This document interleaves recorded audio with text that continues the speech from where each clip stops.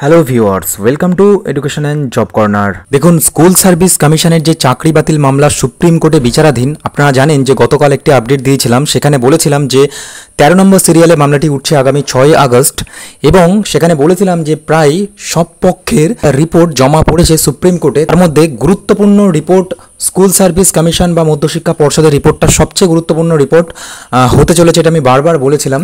তো সেইখানে এবার মধ্যশিক্ষা পর্ষদ তাদের কম্পাইলেশন রিপোর্ট জমা করেছে, এবং সেই রিপোর্ট থেকে যে গুরুত্বপূর্ণ তথ্য উঠে আসছে সেখানে বলা যেতে পারে 25,844 জনের চাকরিতে নেই অনিয়ম।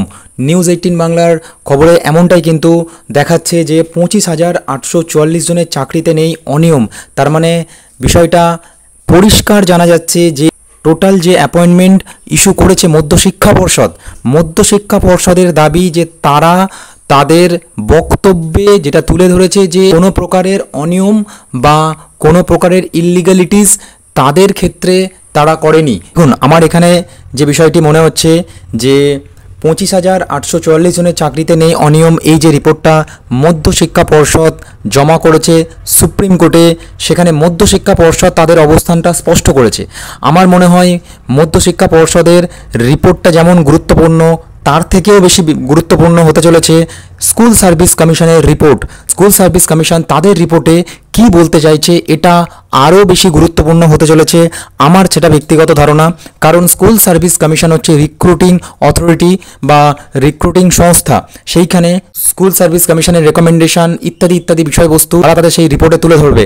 তো সেইটা খুবই গুরুত্বপূর্ণ হতে চলেছে। এছাড়াও সব পক্ষের রিপোর্ট খুবই গুরুত্বপূর্ণ হতে চলেছে, কারণ সব পক্ষের বক্তব্য সুপ্রিম কোর্ট শুনবে।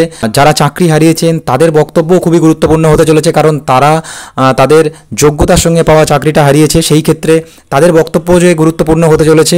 এছাড়াও সিবিআই এর রিপোর্ট খুবই গুরুত্বপূর্ণ হতে চলেছে, কারণ এই 5টা যে ক্যাটেগরি, 5 পক্ষের বক্তব্য সবটা শুনে তারপরে কিন্তু এই বিচার এগোবে। কারণ শুধুমাত্র মধ্যশিক্ষা পর্ষদের রিপোর্টের উপর নির্ভর করে কিন্তু এই কেস এগোবে না, সব পক্ষের বক্তব্যের উপর নির্ভর করে এই কেস এগোবে। পরবর্তীতে 6 আগস্ট কি হতে চলেছে সবার নজর থাকবে। পরবর্তী গুরুত্বপূর্ণ আপডেট পাওয়ার জন্য চ্যানেলটির সঙ্গে এভাবেই জুড়ে থাকুন। ধন্যবাদ।